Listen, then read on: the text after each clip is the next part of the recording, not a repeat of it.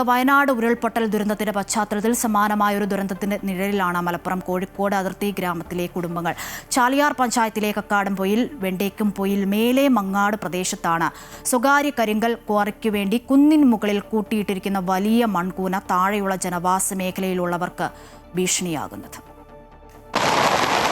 കഴിഞ്ഞ 2 ദിവസമായി പെയ്യുന്ന കനത്ത മഴയിൽ കക്കാടംപൊയിൽ വേണ്ടേക്കുംപൊയിൽ പ്രദേശത്ത് കരിങ്കൽ ക്വാറിക്ക് സമീപം മണ്ണിടിച്ചിൽ സാധ്യത വർദ്ധിച്ചിരിക്കുകയാണ്. കനത്ത മഴ പെയ്യുന്ന രാത്രികളിൽ ഒന്നുറങ്ങാൻ പോലും സാധിക്കാതെ എപ്പോൾ വേണമെങ്കിലും മണ്ണ് തങ്ങളെ മൂടിയേക്കാമെന്ന ഭീതിയിലാണ് മേലെ മങ്ങാട് പ്രദേശത്തുള്ള കുടുംബങ്ങൾ. ഇനി രാത്രിക്ക് ഇത് പൊട്ടി ഒഴുകി വരുമ്പോൾ ഞങ്ങൾ എങ്ങോട്ട് ഓടാനാ? ഞങ്ങളുടെ വീട് വിട്ട് പുറത്തോട്ട് ഇറങ്ങാൻ പറ്റിയാൽ ആനയാ വിറ്റിട്ട് എല്ലാവർക്കും വരാതെ കൊടുത്ത് മടുത്തതാണ്. ഞങ്ങളിവിടെ വന്നിട്ട് എത്ര വർഷങ്ങളായതെന്നറിയാം, 49 കൊല്ലമായതാ.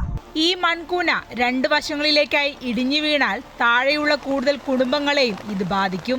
അപകട ഭീഷണിയെക്കുറിച്ച് നാട്ടുകാർ നിരന്തരം പരാതികൾ നൽകിയിട്ടും ക്വാറി അധികൃതരുടെ ഭാഗത്തു നിന്നോ ബന്ധപ്പെട്ട വകുപ്പുകളിൽ നിന്നോ യാതൊരുവിധ നടപടിയും ഉണ്ടായിട്ടില്ലെന്നാണ് പ്രദേശവാസികളുടെ ആക്ഷേപം. ക്വാറിന്നുള്ള മണ്ണും വേസ്റ്റും വലിയ വലിയ പാറകളും കൊണ്ട് ഇതുപോലെ കുന്നുകളായി കൂട്ടിയിട്ടിരിക്കുന്നത്. ഇത് നേരെ വരുന്നത് വെണ്ടേക്കുംപൊയിൽ എന്ന പ്രദേശത്തേക്കാണ്. ഇതിന് തൊട്ട് ഈ മലയുടെ തൊട്ട് താഴെയാണ് എൻ്റെ വീട്. ഞാൻ എൻ്റെ വീട്ടിൽ 4 കുഞ്ഞുങ്ങളും വയസ്സായ അമ്മയും കൂടെ അടുത്ത് താമസിക്കുന്നത്. എല്ലാ തവണയും ഞങ്ങൾ പരാതി പറയുന്നതാണ്.